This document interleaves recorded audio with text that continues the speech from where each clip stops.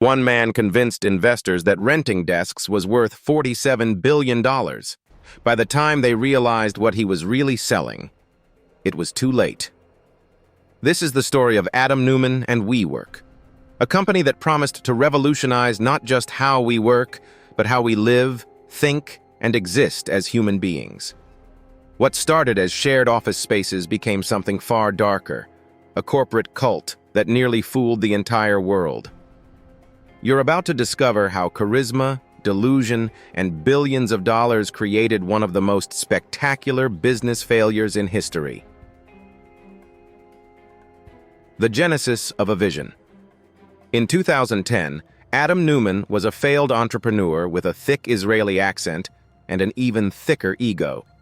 His previous ventures had crashed and burned, but Neumann possessed something dangerous: unshakable self-belief and magnetic charisma that could make anyone believe in his impossible dreams. He partnered with Miguel McKelvey, an architect who shared his vision of reimagining workspace. Together, they launched WeWork with a simple premise: take empty buildings, divide them into trendy co-working spaces, and rent desks to freelancers and startups. But in Neumann's mind, this was never about real estate. "We're not a real estate company," Neumann would tell anyone who'd listen. "We're a tech company. We're a lifestyle company. We're elevating the world's consciousness." The cult of personality. What made WeWork different wasn't their business model. Co-working spaces had existed for years. It was Neumann's ability to weave a narrative so compelling that rational investors suspended disbelief. He didn't just sell office space. He sold belonging, purpose, and transformation. WeWork's offices buzzed with millennial energy. Free beer flowed at summer camp, company retreats that felt more like music festivals. Employees weren't workers, they were members of a movement. The company culture wasn't just quirky, it was deliberately cult-like. Former employees describe mandatory meditation sessions, chanting company mantras, and an atmosphere where questioning Neumann's vision was tantamount to heresy. He surrounded himself with yes-men who amplified his grandiose claims about changing the world. The money machine investors bought into the dream with shocking enthusiasm. SoftBank's Masayoshi Son, known for his aggressive billion-dollar bets, became Neumann's biggest champion.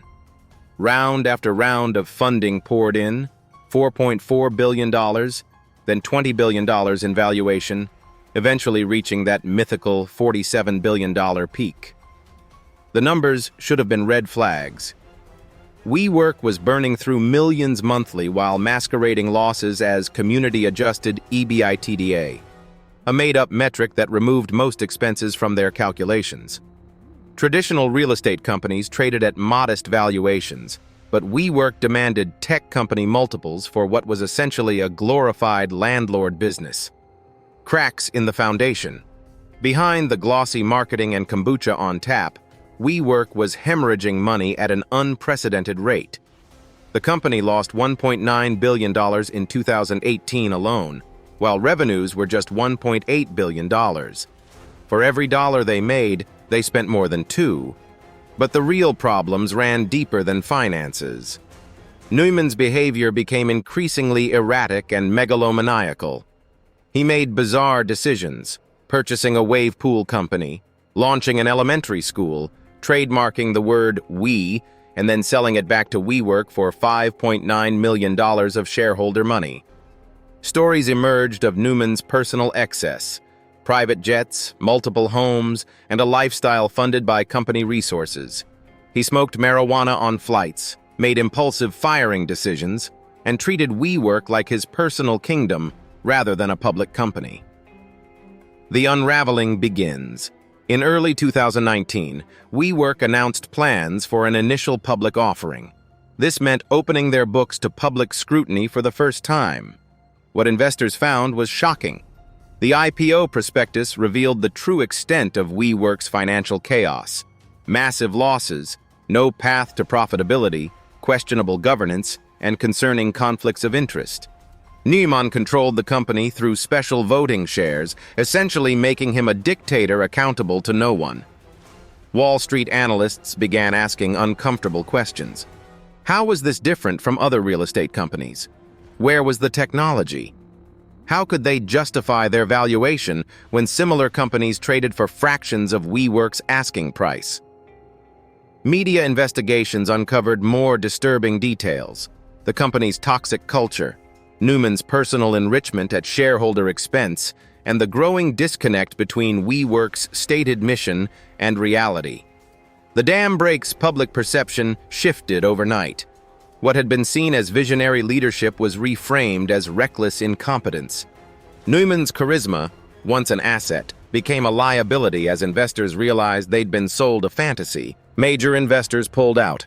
The IPO was postponed indefinitely. WeWork's valuation plummeted from $47 billion to under $10 billion almost overnight. Employees watched their stock options become worthless, their startup dreams evaporating in real time. The fall of a false prophet. In September 2019, Adam Neumann was forced to resign as CEO. The man who'd built an empire on personality and promises was unceremoniously ejected from his own company. SoftBank orchestrated a bailout package that stripped Neumann of control while somehow still rewarding him with over $1 billion for nearly destroying the company. The irony was staggering. Neumann walked away wealthy while employees faced layoffs and investors absorbed massive losses. The prophet of elevated consciousness had enriched himself at everyone else's expense. The aftermath. WeWork's new leadership began the painful process of becoming a normal company. They slashed the workforce, closed underperforming locations, and abandoned Neumann's grandiose expansion plans. The wave pool company was sold, the elementary school shuttered, and the mystical mission statements replaced with boring business fundamentals. In October 2021, WeWork finally went public through a SPAC merger at a fraction of its former valuation. The company that once promised to elevate human consciousness was reduced to what it had always been: a real estate business with nice furniture and free coffee. The WeWork saga reveals how dangerous charismatic leadership can become when combined with unlimited capital and suspended critical thinking. Adam Neumann didn't just build a business. He constructed an alternate reality where normal rules didn't apply and impossible dreams could be financed with other people's money. This wasn't just a startup failure. It was a masterclass in mass delusion. Sophisticated investors, experienced executives, and brilliant employees all fell under the spell of a man who convinced them that selling air could be worth $47 billion. The real victims weren't the billionaire investors who could absorb their losses, but the thousands of employees who believed in the mission and lost their jobs when reality finally intruded on the fantasy. WeWork's rise and fall serves as a warning about the intoxicating power of startup culture, the dangers of unchecked leadership, and what happens when we mistake charisma for competence. In the end, Adam Neumann's greatest achievement wasn't building a revolutionary company.